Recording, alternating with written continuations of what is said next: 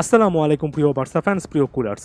Champions league থেকে বিদায় এবং এরপরে এল ক্লাসিকোতে হার সব মিলে খুবই কঠিন একটা সময় বার্সাতে যাচ্ছে এবং এই মোমেন্টে প্রতিটা জিনিসের অনেক বেশি সমালোচনা হবে, এটা স্বাভাবিক একটা ব্যাপার। জনপ্রিয় স্প্যানিশ প্ল্যাটফর্ম মুন্ডো ডেপোর্তিভো একটা রিপোর্ট প্রকাশ করেছে যেখানে তারা বার্সার 6 জন লেটেস্ট সাইনিংয়ের মধ্যে 5 জনের অবস্থায় একেবারে শকিং বলে আখ্যায়িত করেছে, অর্থাৎ পূর্ণাঙ্গভাবে একটা চিত্র তুলে ধরেছে। এখানে নিজের কোনো বক্তব্য উপস্থাপন করতে চাই না। মুন্ডো ডেপোর্তিভোকে রেফারেন্স পয়েন্ট হিসেবে উল্লেখ করে তারা আসলে কি বলতে চেয়েছে ব্যাপারটা একটু দেখে নিই চলুন। 6 জনের মধ্যে শুধুমাত্র ইকাই গুন্দোয়ানের অবস্থা ভালো আছে এবং গুন্দোয়ান তার জায়গা থেকে ভালোই পারফরমেন্স দিয়েছেন, এটা মুন্ডো ডেপোর্তিভোর দাবি। এবং সেই জার্নালিস্ট অর্থাৎ এই পত্রিকার জার্নালিস্ট লিখেছেন ইকাই গুন্দোয়ান শেষ পর্যন্ত স্টার্টার হিসেবে টিকে যাবেন, অর্থাৎ এখনও বার্সার স্টার্টিং লাইন আপে থেকে যাবেন। তবে বাকিদের ক্ষেত্রে অনেক জিনিসপত্র নিয়ে হিসাব করতে হবে। নাম্বার 1 পজিশনে সমালোচনার লিস্টে রাখা হয়েছে জোয়াও ক্যানসেলোকে।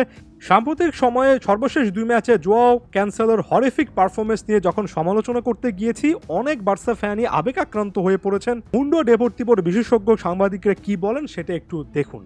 রীতিমতো ক্যান্সেল একটা শব্দ তারা ইউজ করেছে, অর্থাৎ জোয়াও ক্যানসেলোকে ক্যান্সেল করার মতো কঠিন শব্দ দিয়ে তারা কিন্তু সমালোচনা করেছে এবং পরবর্তীতে বলেছে জোয়াও ক্যানসেলো শুরুর দিকে তার অফেন্সিভ প্লেয়ের জন্য অর্থাৎ আক্রমণাত্মক ফুটবলের জন্য ভালোই একটা সময় কাটিয়েছিলেন, তবে প্যারিস সেন্ট জার্মে এবং রিয়াল মাদ্রিদের বিপক্ষে তার মিস্টেকগুলোই শেষ পর্যন্ত বার্সাকে এতটাই ভুগিয়েছে যে খুবই কমপ্লিকেটেড একটা সিচুয়েশন হয়ে গিয়েছে এবং সোশ্যাল নেটওয়ার্কেও তাকে ঘিরে চরম সমালোচনা চলছে এবং একের পর এক থ্রেট সিচুয়েশনও তৈরি হচ্ছে।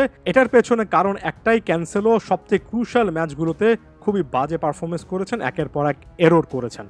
এখানে আসলে আমার কি নতুন করে কোনো কিছু বলার আছে? আপনি যে কোনো প্ল্যাটফর্মে যান, যে কোনো জায়গায় যান, যে জোয়াও ক্যানসেলোর সকলে অফেন্সিভ প্লের জন্য এ সিজনের শুরুতে প্রশংসা করছিল, তারা কিন্তু এই দুটো পারফরমেন্সের জন্যই অনেক বেশি করে সমালোচনা করছে। এবং ফুটবল বা যে কোনো স্পোর্টস এতটাই হার্শ, এতটাই ক্রুয়েল, মানুষজন আপনার আগের পারফরমেন্সের কথা ভুলে যাবে যখন আপনি বড় ম্যাচে এই টাইপের ভুলগুলো করবেন। তাই হার্ড লাক ক্যানসেলোর জন্য। তবে এই মোমেন্টে তাকে ঘিরে একটা হিট অফ ওয়েভ যাচ্ছে, একটা নেগেটিভ ওয়েভ যাচ্ছে। আশা করছি ক্যানসেলো সেখান থেকে বের হয়ে আসতে পারবেন। ভিটোর রকি সম্পর্কে আলোচনা করতে গিয়ে তারা বলেছে চ্যাম্পিয়ন্স লিগে এবং এল ক্লাসিকোতে কোনো রকমের মিনিট তাকে দেওয়া হয়নি এবং আসলে এখানে ভিটোর রকি আনফর্চুনেট আমার কাছে মনে হয়। তবে একই সঙ্গে তারা এটাও মেনশন করেছে যে জাভি নাকি মনে করছেন অ্যাডাপ্টেশনের সময়ের অভাব ছিল, অর্থাৎ ল্যাক অফ অ্যাডাপ্টেশন ছিল। এটার একটা কারণ হতে পারে খুব একটা বেশি তিনি সময় পাননি এই প্লেয়ারটাকে ঘিরে দলকে নিয়ে একটা প্ল্যান করতে বা এই প্লেয়ারটাকে দলের খেলার সঙ্গে যুক্ত করতে। ভিটোর রকির সিচুয়েশনটা তাই আমার কাছে আনফর্চুনেট মনে হয়।